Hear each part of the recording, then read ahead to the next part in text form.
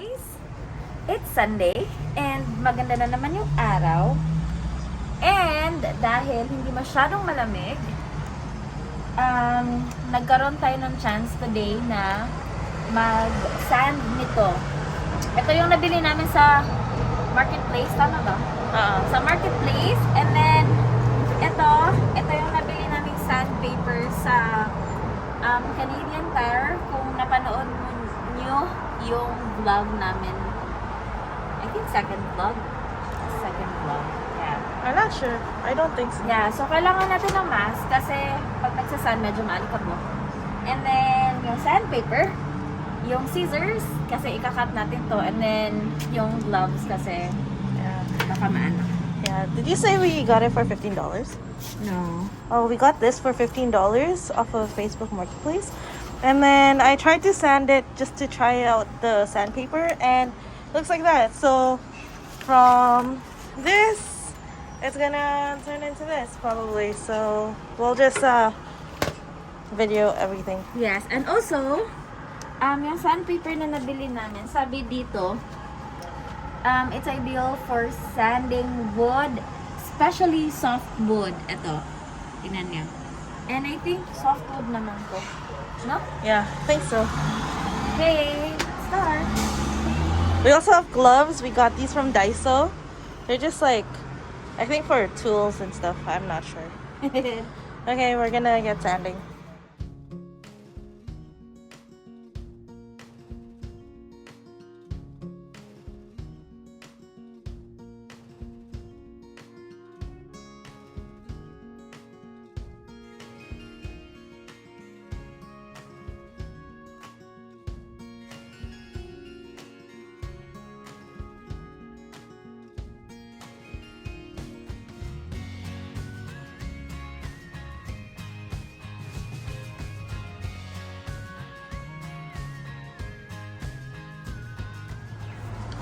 So, ayan na guys, natapos natin.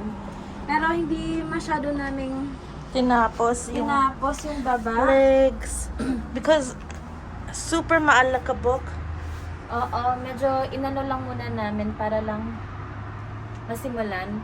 And then magfi-finishing lang kami pag hindi na masyadong malamig siguro. Yeah. Ngayon lang. We kasi- should take a picture of this pala. Alin? Yung cart. Kasi Alam hindi, mo, hindi natin alam magagamit natin yan. Summer. Ginamit natin yan sa summer. may car na tayo.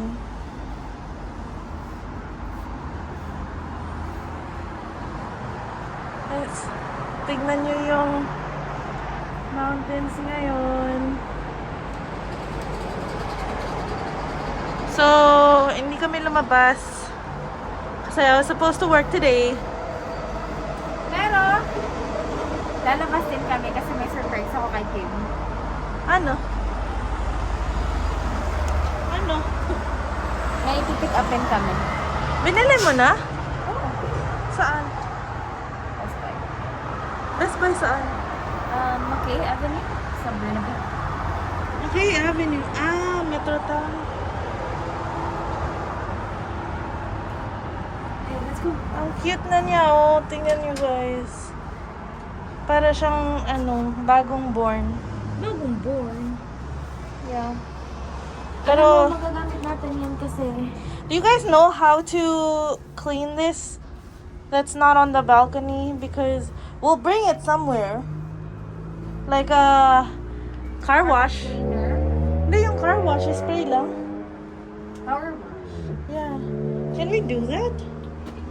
Kasi it's so dirty and to get ready for the summer, para naman maliwalas dito. Ano yun? Garbage. Tatapon yan. Okay. And then this, we have to pick and choose which ones we want to keep in. And then I'll post it online.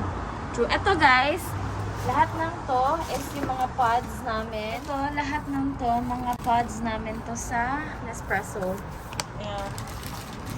And then this one is really handy. Pwede siya for anything. We used to use it for compost and now it's a house for that. And then we have to, I just want to make more space here. I don't want that stuff. Cabinet. Ha?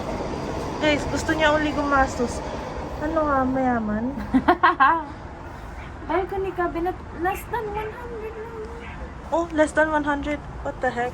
Okay, look at how messy our house is. Oh, also, I cleaned this window because it was so dirty. But anyways, we'll go. Okay, alis na kami guys. Bye. So, there was an incident last night. So, may nangyari last night na nauwi sa pagtawag ko ng 911. But yung details, mamaya na lang. So, dahil doon, bumili ako ng Fitbit for Kim. This one. Meron siyang 24/7 heart rate and active zone minutes stress management score and EDA sensor heart health notifications with built-in GPS for pace and distance. So, binili ko siya kasi okay na nga, ikukwento ko na nga.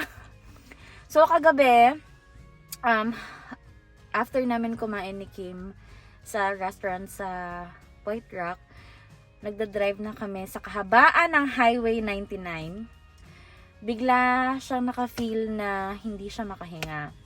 Pero for the past few days, nagko-complain na talaga siya na hindi siya nakakahinga, tapos nagpa-palpitate siya. And then kagabi, yung grabing atake niya na nasa highway kami, sabi niya kailangan niya mag-pull over kasi hindi na talaga siya makahinga. And nagpapanik na din ako onte, very light lang naman, kasi nagtuturn na ng white yung lips niya, nagpe-pale na. So sabi ko, shit, okay, park na. So parang nagbe-breathing pa kami. Tapos nung sinabi niya na hindi na kaya, doon na tumawag na kami ng 911. And so since nangyayari naman na ngayon na lagi siyang nahihirapan huminga or feeling niya parang napapanik siya or yung anxiety niya. So naisip ko bumili na lang ako ng Fitbit para sa kanya, para ma-monitor yung heart rate niya or yung pulse rate niya. And yung oximeter din kailangan. So mag-unbox tayo nito ngayon. Okay, so i-unbox natin siya. Ito yung Fitbit Charge 5. Ito yung pinakamura nila. May iba sila na smartwatch, pero yung importante lang naman sa akin, ma-monitor yung heart rate niya. So, ito siya. Kulay steel blue. Ano yan? Look! Is this charged already, do you think? Yeah, I think so. Did you go get, No, hindi na. Then what? So, ito yung hindi lang siya watch. Ito yung device. Para siyang watch. Sinusuot lang siya. And then, it comes with nakasali nito. Oh, we have to charge it back. It comes with this one. I think ito yung charger niya. Ito. And then, We have to charge it the back. power. See? Charge to 100%. Oh, okay.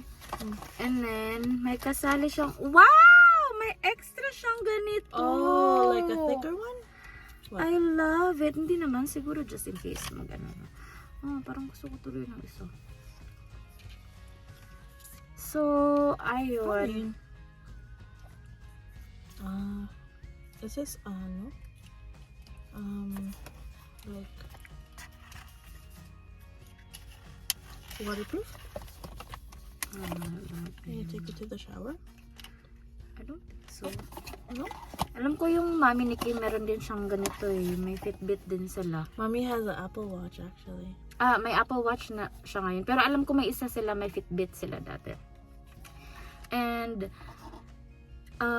yun. So, like sa everyday lang na use, sa everyday mo lang na gusto mong i-monitor yung heart rate mo, okay siya.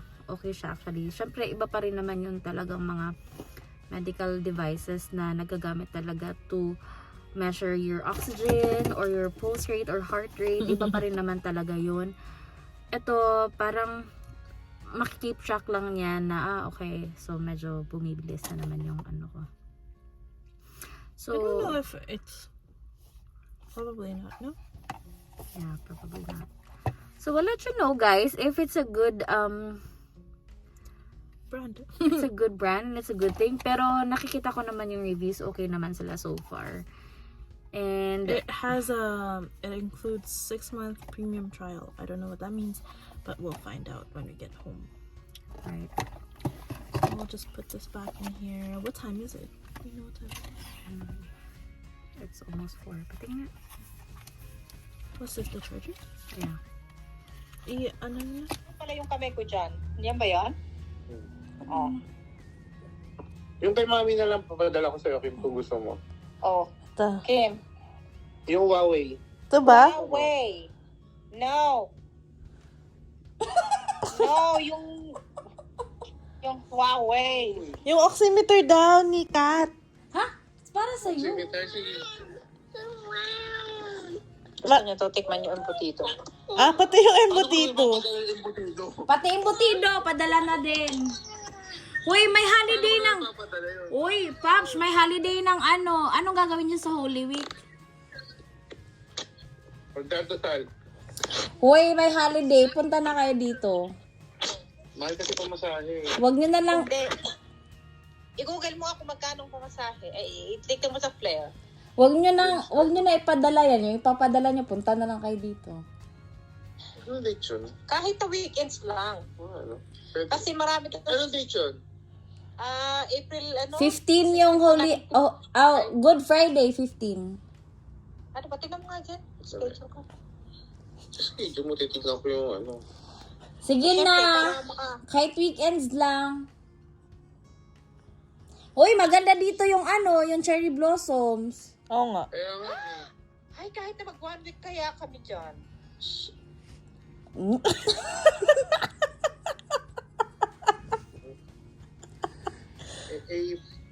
April ano, Kim? April 15 is the week, Good Friday. Good Friday. Holiday yun. So, April 14 siguro until, Monday, ganun. O, ayan na. Nag-google. Ano na siya, nag-Expedia na siya. Yan na yung peak ng cherry blossoms, kaya punta na kayo dito. Isasali namin kayo sa vlog. Gusto niya yun. Gusto niya yan. Nagpa-practice na mag-vlog yan eh. Sino kaya nagpa-practice mag-vlog? Siya kaya? Nakasungit na ako eh. Sungit mo. Sungit. Nandito na po ako, si Cynthia, si Mrs. Hattad. Ginagaya niya kasi Bonoy. Gusto si Bono eh. Si Bonoy. Si, Gonzaga. Ah. Tatay Yung niya. asawa ni Mami Pinti. Bakit galit?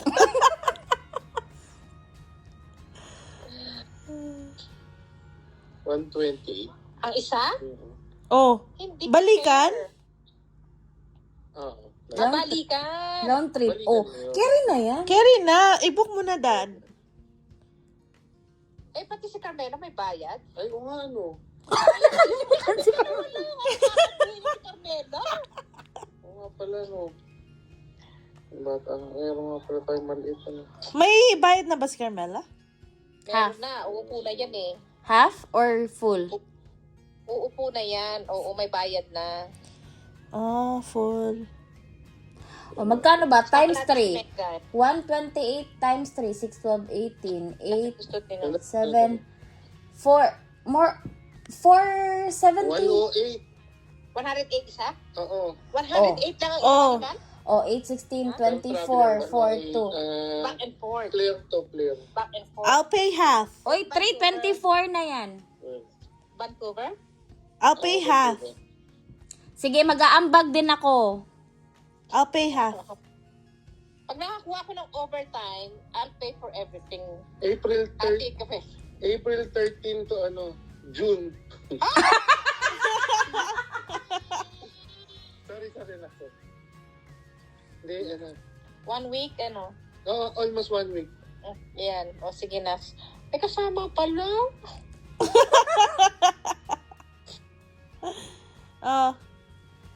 natatain na ako. Okay lang, para may kaldereta kami.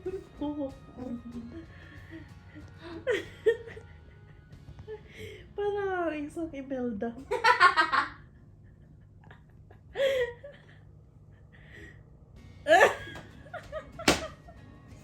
Ayos naman to? Side view, side view. Side view. Ay, KJ. Okay guys, matutulog na kami. Good night ka.